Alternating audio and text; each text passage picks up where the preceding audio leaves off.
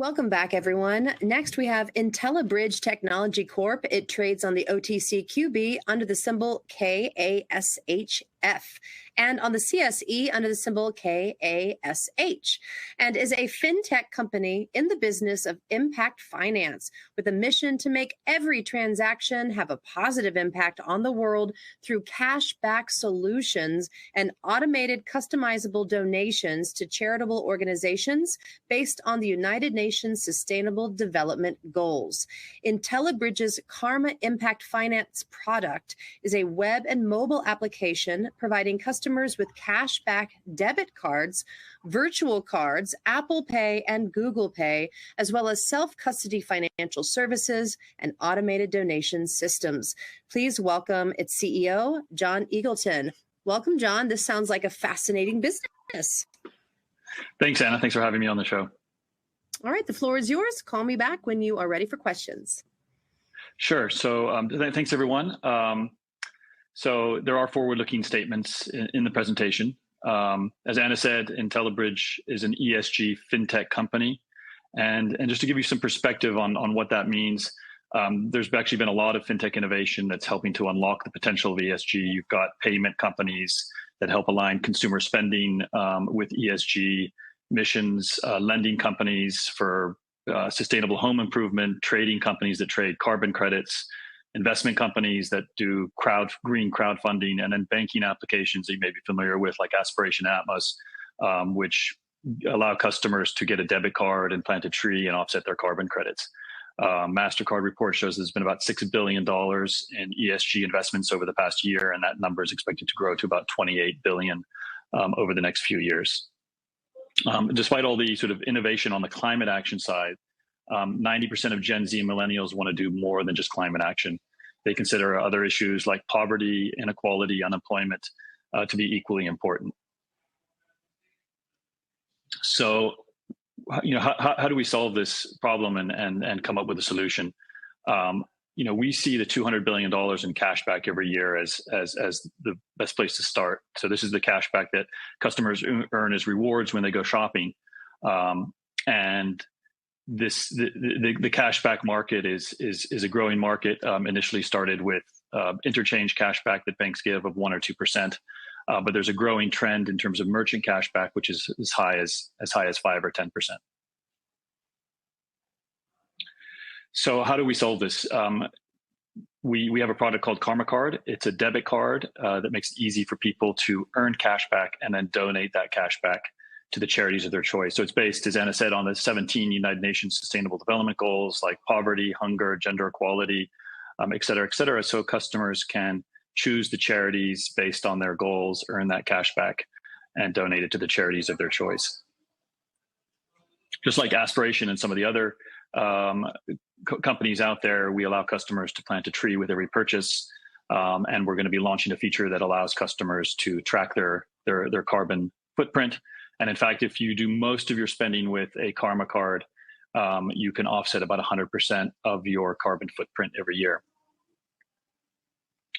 But as I said, we go beyond climate action and allow customers to pick their favorite charities based on Sustainable Development Goals. We're partnered with a company you may be familiar with called Benevity, which allows us to provide to our customers thousands of charities across the United States and across all these different goals. So customers can go in there, pick their favorite charities, and set up the system to donate specific percentages of their cash back to those charities. So once they've done that, everything else is automated. Every time they're using their card, they're earning cash back on those transactions with merchants that we're partnered with. And then that cash back is automatically going to their charities of choice. We're partnered with about 60,000 merchants nationwide. That's national merchants like Gap, Allbirds, and as well as local merchants in specific states or regions.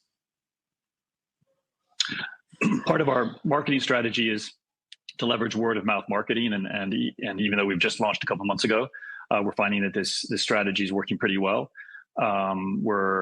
We've actually built in-app a social network that allows people to talk about the issues. In fact, about 80% of Gen Z and millennials talk a lot about ESG issues on social media. We're bringing those conversations with the help of charities and with the help of the way our app is designed to use that as a way for customers to talk about the issues, share ideas, be able to see, how their friends, which charities their friends are donating to.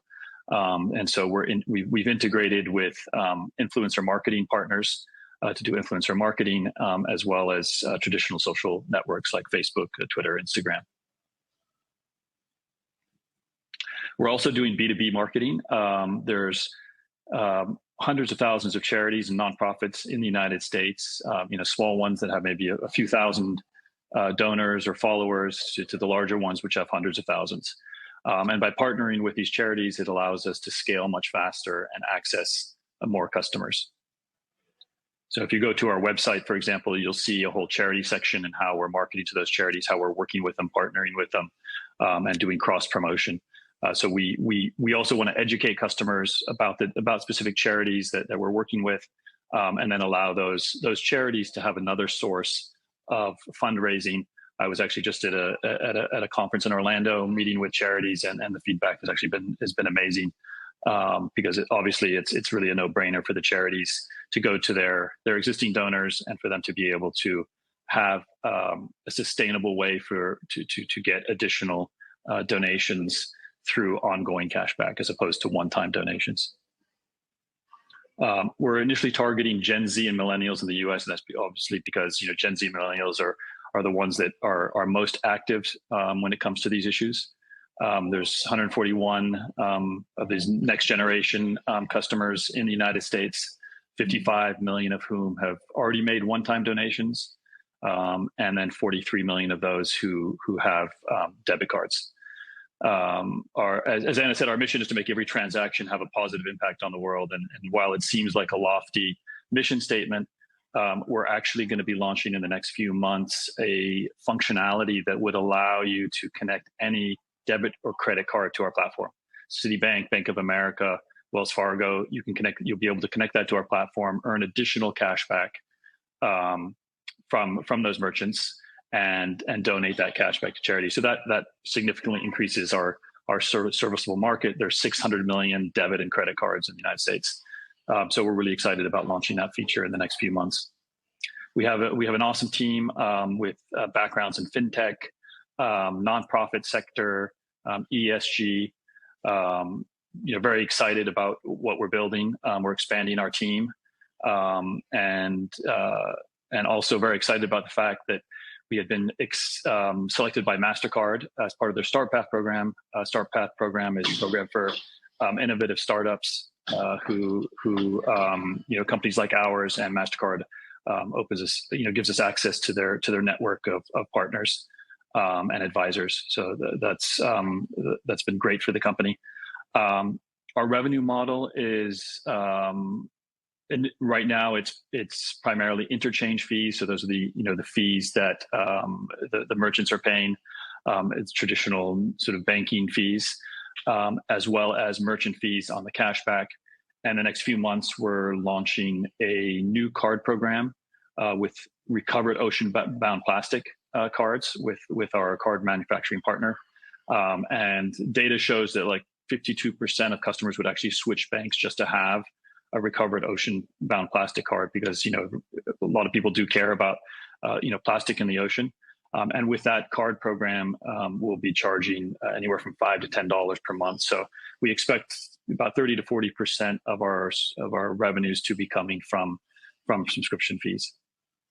It's really a win-win for everyone, because it's great for merchants that are essentially giving the cash back because they can acquire more customers. It's great for the customer because it's an easy way to donate without having to dip into their pockets like most donation platforms. And it's great for us from a revenue perspective. So we launched our beta in April, just a couple months ago. We're really pleased with the initial traction. We're growing 20% week over week. We plan to be out of beta by the end of this year. And our customer acquisition costs have been pleasantly surprised. We were pleasantly surprised by how low they've been. Traditional fintech companies Customer acquisition rates are $35, $40 per customer. Some fintechs have managed to get as low as $10, and we're below that rate. So very happy with the initial numbers and data that's coming in. We expect by the end of this year, once we're out of beta and in full production, to be about 23,000 active users by the end of the year. Be happy to answer any questions you have. Yeah, great job, John. Okay, we do have some questions for you. We have a question from Mark. He wants to know a little bit more about your Karma card. Do you also have a roundup option? Yeah, good question. So the roundup is actually the model is based on cashback primarily. There is a roundup by $1 to plant a tree, which is like what a lot of other companies like Aspiration and Atmos are doing. So yeah, it's around. There's cashback, which is the core of the product, and then there is a roundup feature for tree planting and carbon offsetting. And Ross Madden wants to know, are there any pay later options where you can profit from interest? Yeah, another good question. Obviously, we're starting with the core business model, but essentially we're a neobank, much like a Revolut or a Chime or a Current, and the plan is to add those additional banking features like bill pay and like buy now, pay later, credit services. We've started with the debit card, but plan to expand and offer more financial services going forward. And Al wants to know, what was a hurdle to getting your cards accepted through all POS terminals? So we're on the MasterCard network. So any POS system, which is almost like 99.9% of them that accept MasterCard, accept our cards. And Braden Elliott asks, is the Karma card model to give to charity rather than give the cash back to the user? And how are you getting customers? Yes, you actually have an option on what percent of the cash back you want to give to charity. So within the app, there's a slider from 0 to 100%. So some people, if they want the cash back, they need the cash back, they can keep it for themselves. Some do, 50%, and some do 100%, depending on their needs. And we are looking to add more features there where you could donate the cash back to, specific causes, like, a friend that needs money, or a friend of a friend that needs to pay for some expenses. But yeah, so it's flexible. It's up to the customer to decide how much they want to donate. And talk a little bit about your customers. How are you getting them, and how many of them are there currently? So we just launched. We just have a few hundred active customers on the platform. We're taking it slowly at first to make sure we get fine-tune the product, make sure we've got the right product market fit, and we expect to start scaling that over the next few months. So we're still adding a few more features before we sort of hit our comfort level. And you said there was another question in that? Well, how many of your customers, and how are you getting them? So right now we're getting them through traditional marketing channels like Facebook marketing, Google marketing, but we are starting influencer marketing. So working with college athletes across the States, with college teams like basketball teams and so on, and working with the athletes and the charities together, combined marketing to go out to the market and let customers know. So it's full stack marketing. We're looking at all marketing channels and looking at where we get the lowest customer acquisition rates, and then focus more on those channels where we can acquire customers at the lowest cost. And Anahi Caldwell wants to know, what is your cost to get a user? Our cost to get a user, the pure marketing cost right now is below $10. Some channels we're getting as low as $5 per customer. On average, it's probably about $8 or $9 to acquire a customer, and that's the pure marketing cost. Doesn't include overheads of the company. A follow-up question. Talk a little bit about your revenue model, and specifically, what is your revenue estimated to be per user per year? Sorry, could you repeat the question? Yes, can you talk about your revenue model, and specifically, what is your revenue estimated to be per user per year? Okay, I'll flip back to that slide. So This year we're getting the initial traction. We expect revenues of about $500,000 this year. I think we're going to be scaling a lot faster into next year and subsequent years. These projections are actually based on similar companies in our market, like Aspiration. 31 million next year, 67 million in revenues in 2025. Did that answer the question? Yes. And a question from Kat McMillan. How does a partnership with a merchant look like? How do you benefit and how do they benefit? Yeah, so we're working through partners as well as direct with merchants. Merchants benefit because it's a great way for them to acquire new customers. They're primarily looking at it right now as just a way to acquire customers. I think going forward, as we develop those relationships with merchants, they're going to be looking at more as a way to improve their brand, because it's great branding for the merchant to basically say, look, we're effectively making these donations. We're letting the customers decide how they want to make these donations, but we're actually, helping, address a lot of these sustainable development goals. And a follow-up question from Megan. How do you make money with the card? Megan says, typically card issuers charge the merchants a percentage and give a portion of that back to the users. So what exactly is your model in terms of a percentage of money spent? Right. So, the interchange rate is anywhere from 1% to 3%. Interchange rates, depending on the type of transaction. Those are the fees that the merchants are paying. We take, we split those fees with our bank issuing partner. So we get about half of 50 basis points or 0.5% on the interchange rates. And then on the cashback, we are actually getting, the merchants are giving anywhere from a few percentage points up to, I've seen cashback as high as 12, 15%. But on average, the cashback rates the merchants are providing is about 7 or 8%. And we're taking 1% of the cashback rate. And then, as I mentioned earlier, we're going to be charging a monthly subscription fee. Like a lot of neobanks, like Revolut and others, they'll charge, $5, $10, $15 a month. Okay. And Alex, since you're on the MasterCard platform, is there a specific bank that backs the charges? Yeah, so we work with Patriot Bank out of Stamford, Connecticut. And what does your infrastructure look like in terms of applications, billing, customer service, et cetera? So we, as a public company, obviously we have to have very, very strong infrastructure. So we have operations team, finance team, legal, accounting, for reporting purposes, as well as cash flow. We use systems like Okta, Bill Pay, Zenefits. We use a lot of software for communications, Slack, for project management, Jira, Atlassian. So we have very good infrastructure in place for scaling the business. And Fletch Simpson wants you to talk about your balance sheet, and how you're funding your burn. And what is your current burn? Sure. So we have about $3 million cash right now, no debts, no liabilities, except for trade payables, which is, $50,000. Our burn rate's about $120,000 a month right now. But that's expected to grow, probably to about 150 up to 200,000. So we have about 2 years of runway right now. And, as I think, over the next, year or so, as we grow revenues, and as we, our goal to scale the business, we'll probably be doing another capital raise. And Fletch also wants to know, are you doing it through the market? And do you have a private placement memorandum?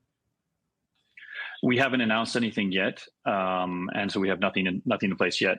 But it's part of our strategy is to scale, because we do have a first mover advantage in the space. We are the first company to actually do cashback donations that go beyond climate action, and so we want to maintain our competitive advantage, our first mover advantage. And so I think raising more capital to scale faster is part of our strategy.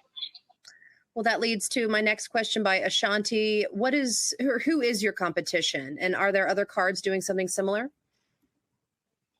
So just going back to one of the earlier slides, Aspiration's probably our biggest competitor in the space, Atmos as well.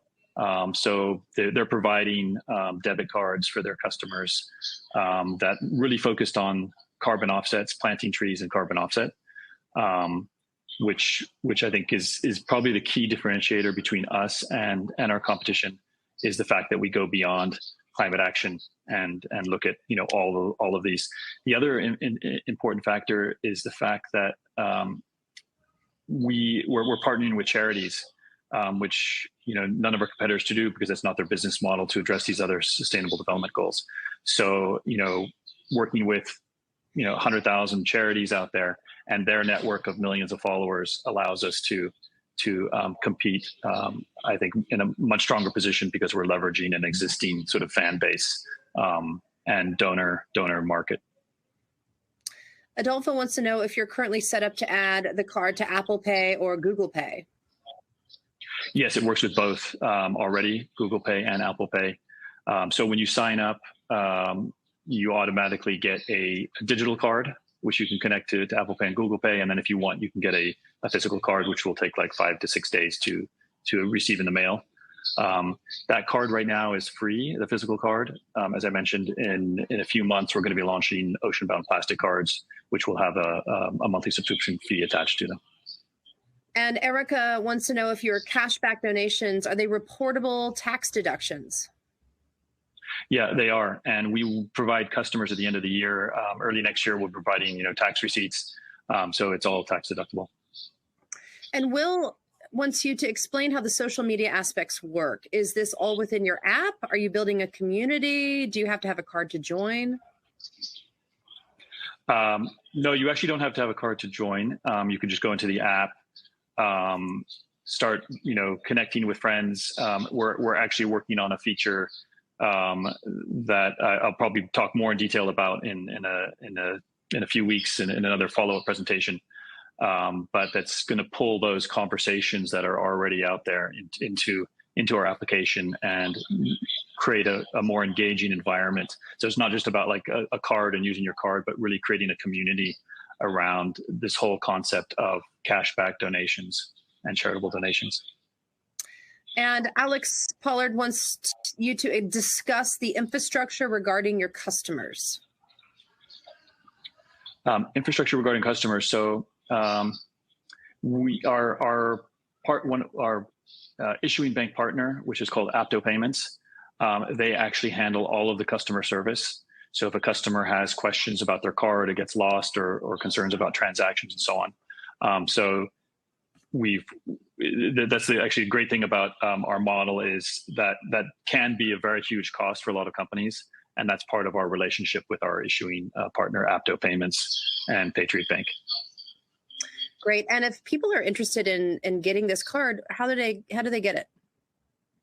You go to getkarmacard.com and you can sign up there. It takes just a few minutes to sign up and get a card. So I'd encourage everyone to check it out and then try it for yourselves. Awesome. Well, thank you for your time with us, John. We certainly look forward to future updates on the card.